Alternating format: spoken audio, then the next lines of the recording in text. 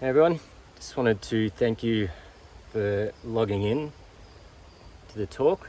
And because we've been talking about fire and recovery for most of it and trying to get through, stories of hope, I also wanted to leave you with something that's pretty special that not a lot of people get to see.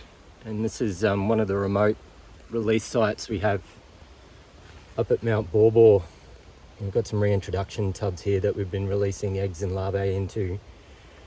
But, it's starkly different to the areas we've been talking about today. We haven't had fire up here since the 1930s. We've been monitoring this frog for, the best part of the last 2.5 decades. And I've been lucky enough to spend the last 10 years of my life up here working on this species. But despite it not burning for so long, certainly in my lifetime and probably in my working career and probably in the time that we're releasing these frogs back to the wild, it's certainly going to have fire. It's going to come through here and it's probably going to devastate this whole area. And it's going to be really hard, but the work we've been doing, the work we've talked about today, this reintroduction work, it's all part of that biodiversity gain. Despite fire, despite loss, despite everything else that we're working with,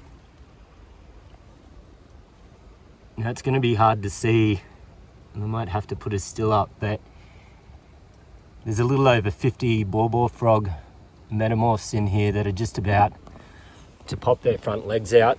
And when they do, they'll join the other few hundred that we've already released in here.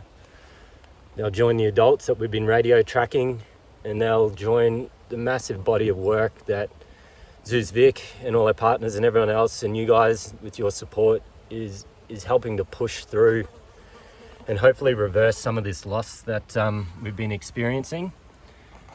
And although it doesn't seem like much, when they all add up, the amount of animals, individuals we've released up here over the last few years is actually totals more, at least if they've survived, than what the wild population is up here, or what we know of at least. So I'm incredibly optimistic because of this sort of work and because of the continued work we'll do with these species and every other one that we're working with and all the more that we'll take on in the years to come. So hopefully these little wins, hopefully this beautiful area will give you some inspiration just to keep soldiering on, because it is pretty tough and it takes a long time. So once again, thanks for your support and we'll talk soon.